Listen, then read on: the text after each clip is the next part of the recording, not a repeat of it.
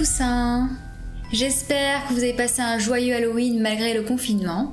Ça y est, le moment où je vous révèle quelle est l'histoire que j'ai inventée dans la vidéo spéciale Halloween est enfin arrivé. À l'heure où je vous parle, 72% pensent que l'histoire que j'ai inventée est l'histoire numéro 1, peur virtuelle. Vous êtes seulement 18% à avoir trouvé la bonne réponse, qui est la deuxième histoire, Ouija, tu n'y joueras plus.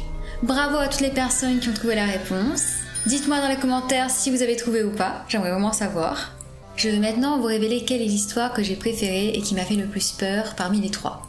Et c'est l'histoire des bonbons ou un mort.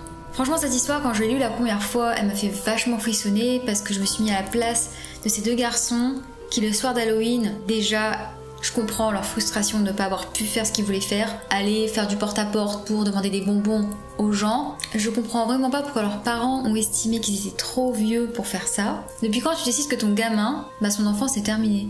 Vous imaginez, genre un jour, vous voyez vos parents et vous dites non mais en fait, tu sais quoi? Non, ce que tu faisais là, non, c'est pour les gamins, t'es plus un gamin, donc tu grandis maintenant, tu passes à autre chose. What? Je trouve ça tellement horrible, jamais je ferais ça à mon enfant quoi. Enfin, moi j'ai de la chance, j'ai pu vraiment décider quand est-ce que j'avais plus envie de faire quelque chose. Et quand t'as un parent qui décide pour toi que certaines activités, t'as plus le droit parce que t'as plus l'âge qu'il faut, selon eux, je trouve ça horrible.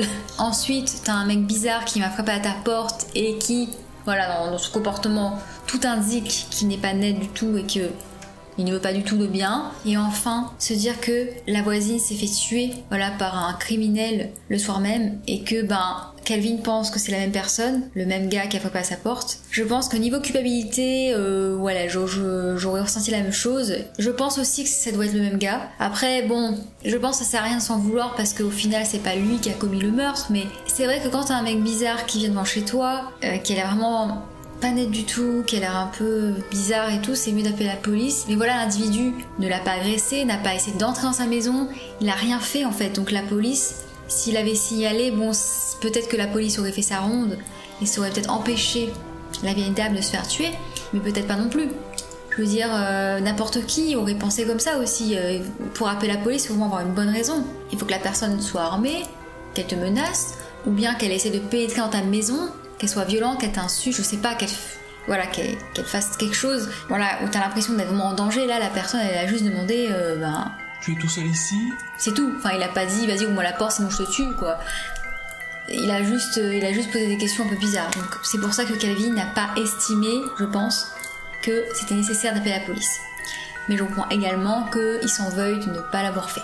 Mais c'est vrai que cette histoire est quand même terrible parce que savoir que sa voisine a été tuée juste comme ça, parce que le mec a même pas cambriolé sa maison juste pour tuer quoi. Je pense que Calvin et Miles ne voient plus Halloween comme tout le monde aujourd'hui, même si aucun de leurs proches et eux-mêmes ont été blessés. Juste savoir que quelqu'un s'est fait assassiner le soir d'Halloween, je peux vous assurer que ça doit être traumatisant.